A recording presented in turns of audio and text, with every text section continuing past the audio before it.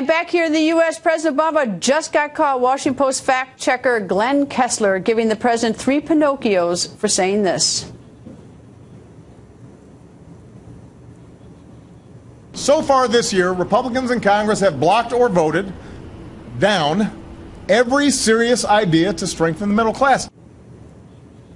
And that is not the only time President Obama has claimed the Republicans in Congress have blocked every serious idea to strengthen the middle class. Joining us, Republican Senator Lindsey Graham. In fact, he's also said it on July 20th, and he repeated on July 1st. And he got 3 Pinocchios from the Washington Post, meaning that it is simply not true. How many Pinocchios can you get? You can get 4, but he got 3. Well, he was short one of what he deserved.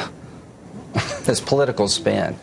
What's the story? Well, the story is that the House has passed 40 bills relating to improving the economy, building the Keystone Pipeline, trying to find ways to repeal parts of Obamacare that are costing us jobs, like the 30-hour work week requirement, and it all dies in the Senate.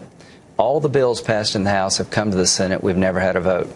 We've had 11 roll call votes in 1 year.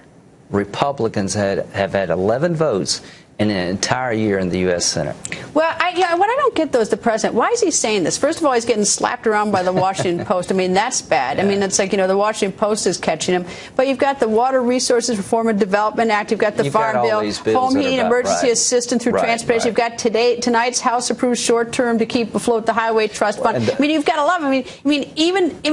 Why is he even like... He must know he's going to get caught. If it's not about us, he's in trouble. When you don't have anything to say about what you've done and what you've accomplished and what you would like to do, you blame the other guy. And the reason that he's not talking about his accomplishments and his vision for America is falling apart through Obamacare. Wait, if I had a law firm and I had a lawyer working for me whose strategy was to insult the other side and try to get a deal, I'd fire the lawyer.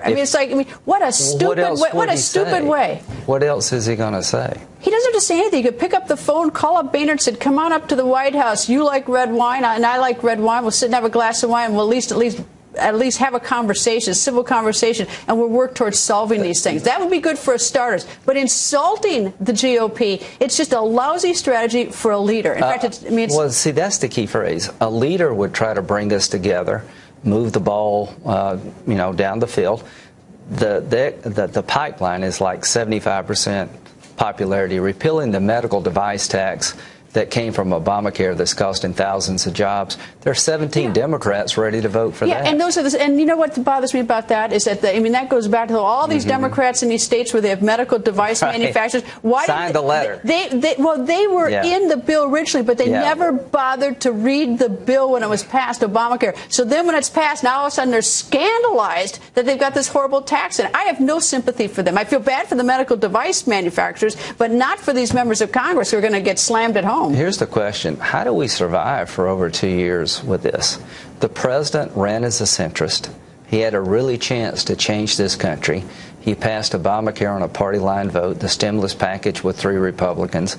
Rather than governing from the center, he's been in the left ditch. And he seems not to be interested at all in trying to bring us together. And there's a lot we actually agree on. Well, don't forget, right after he was sworn in 2009, one of the first things, at least was reported, he said to the Republicans when there's a discussion about the stimulus bill is, I won. And the election of, it's like, it was right from the get-go. He didn't understand governing. You know who's losing the most? The American people. The American people, but the Democratic Party is going to have to carry his bags in 2014 and 2016. He would do his part in his country well to sit down with John Boehner and other people who really do want to try to get some things done. Senator, nice to see you, sir. Thank you.